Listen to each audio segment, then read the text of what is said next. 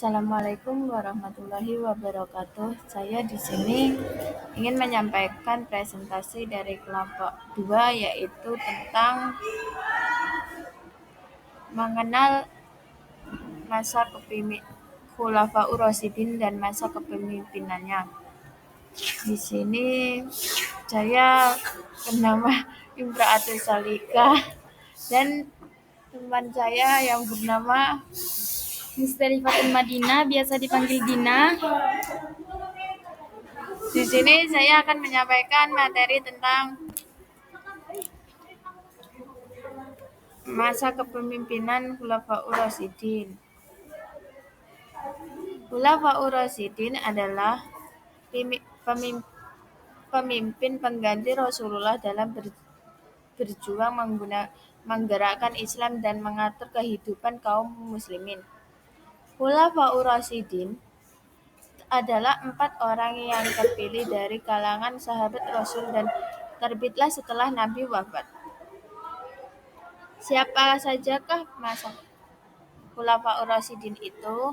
Khulafaur Rasyidin terdiri dari 4, yaitu Abu Bakar As-Siddiq, Utsman bin Affan, Umar bin Khattab, dan Ali bin Abi Thalib. Masa kepemimpinan Abu Bakar As-Siddiq.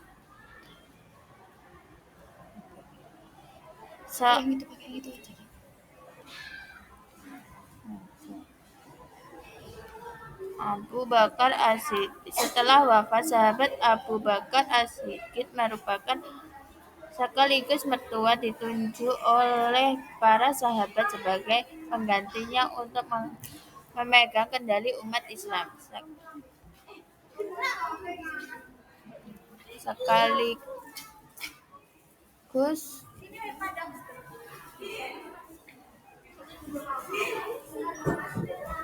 Sekaligus melanjutkan estafet kepemimpinannya menantunya itu.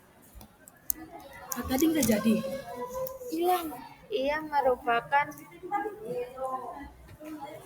Ia merupakan Khulafaur Rasyidin pertama yang menjadi pemimpin umat Islam setelah Rasulullah wafat.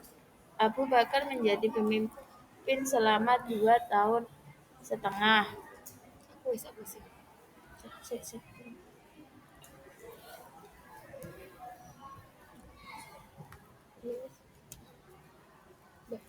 Kamu nggak yang jelasin? Aku wis.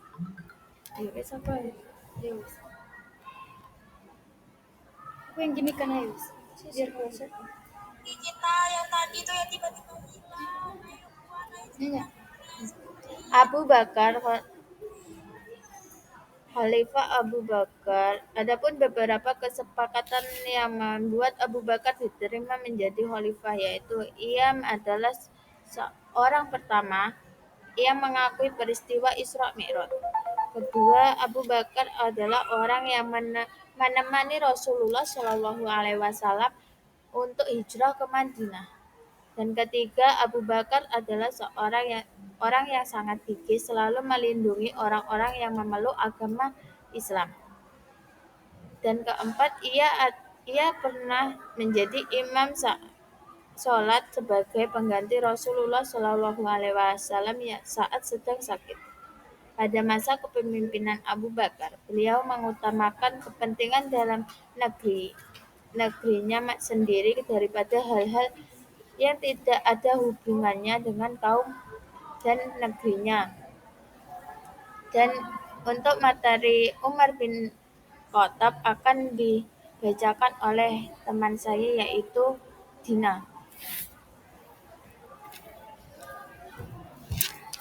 Setelah sahabat Abu Bakar wafat, Sayyidina Umar merupakan satu-satunya sahabat yang dipilih untuk melanjutkan perjuangan sahabat dekatnya itu. Sikapnya yang tegas dalam berdakwah dan bijaksana dalam menyebarkan ajaran Islam menjadi salah satu alasan dibalik terpilihnya Umar untuk menjadi pimpinan kaum muslimin. Umar bin Khattab merupakan Khulafaur Rasyidin kedua setelah sahabat Abu Bakar. Ia menjadi pimpinan umat Islam selama 10 bulan dan 5 hari. Umar bin Khattab memiliki umur yang lebih muda 13 tahun dari Rasulullah SAW. Ia lahir di Mekah pada tahun 582 Masehi dan pada tahun 634 Masehi. Ia menggantikan Abu Bakar sebagai khalifah. Sejak masih kecil, Umar dikenal sebagai orang yang pemberani dan cerdas. Ia bahkan tidak takut menyatakan suatu kebenaran pada siapa saja. Sebelum ia masuk Islam, ia sempat menentang Islam, namun setelah masuk ia sangat membela Islam dan melawan musuh-musuhnya. Karena keberaniannya, Umar bin Khattab ditakuti oleh kaum Quraisy. Sifat keberanian dalam kebenaran membuat Rasulullah Shallallahu Alaihi Wasallam memberi julukan kepadanya sebagai Al-Faruq, yakni memiliki arti sang pembeda. Maknanya bahwa Umar adalah sosok orang yang dapat membedakan kebenaran dan keburukan. Khalifah Umar bin Khattab dimulai saat Abu Bakar sakit dan memanggil Utsman bin Affan untuk menulis surat wasiat kepada Umar untuk menggantikannya sebagai khalifah. Tujuan Abu Bakar adalah untuk menghindari perselisihan dalam pemilihan khalifah saat ia sudah meninggal. Dengan terpilihnya Umar bin Khattab sebagai khalifah membuatnya mendapat gelar baru yaitu Amir al-Mukminin yang artinya pemimpin orang beriman. Gelar ini diberikan oleh kaum muslimin karena melihat Umar bin Khattab yang memimpin Islam selama 10 tahun. Penjelasan berikutnya tentang Utsman bin Affan akan dijelaskan oleh Putri.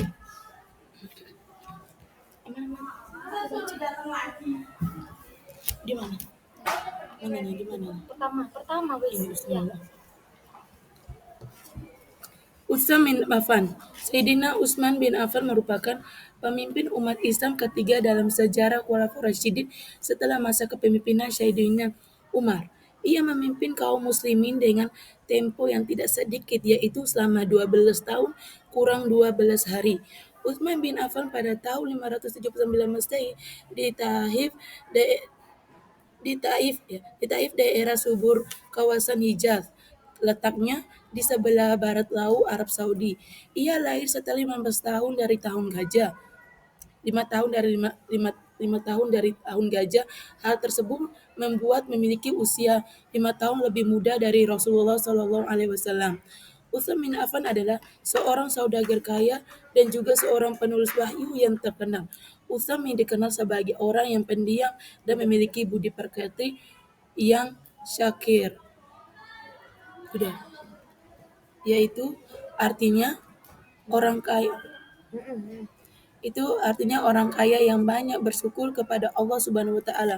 Maupun ia orang kaya, ia tidak lupa dengan orang yang berada di bawahnya. Ia juga tidak segan untuk ikut berperang. Bahkan dikisahkan dari Ibnu Syihab Al-Zuhri dikatakan bahwa Utsman pernah mempersiapkan 940 ekor unta dan 60 ekor kuda untuk Jaizul Usra, pasukan sulit dalam perang Tabuk. Selanjutnya akan dijelaskan oleh temanku. Ali bin Abi Thalib. Saya Rasulullah adalah gudang ilmu dan Ali adalah pintunya ilmu. Demikian salah satu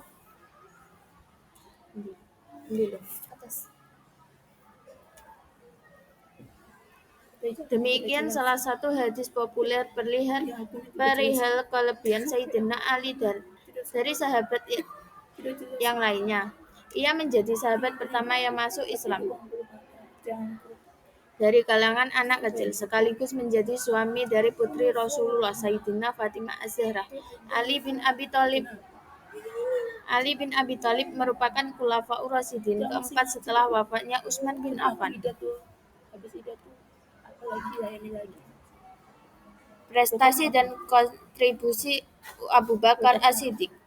1. Pernyataan Umar. 2. Perang Riddah. Dan 3. Kompilasi Al-Quran. Umar bin Khattab. Perluasan wilayah sistem pemerintahan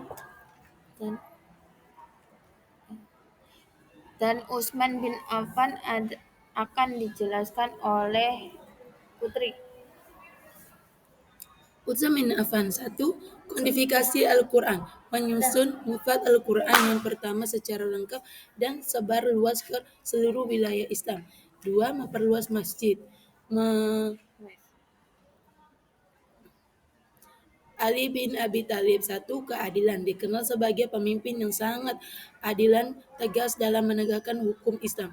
Dua, ilmu pengetahuan, mendorong mengembang ilmu pengetahuan dan kebudayaan Islam. Tiga, perang Jamal dan Siffin. Terlibat dalam perang saudara melawan kelompok-kelompok yang menantangnya. Baik, kesimpulannya dari presentasi ini adalah pada masa Khulafaur Rasyidin, pemilihan menggunakan teori ekologis, di mana sahabat yang dipilih sebagai kandidat khalifah memiliki kualitas diri yang mumpuni dan memiliki kesetiaan dalam memperjuangkan Islam dan umat Islam. Melalui pemaparan yang ada di atas, dapat diketahui bahwa sahabat tidak menghendaki adanya pengambilan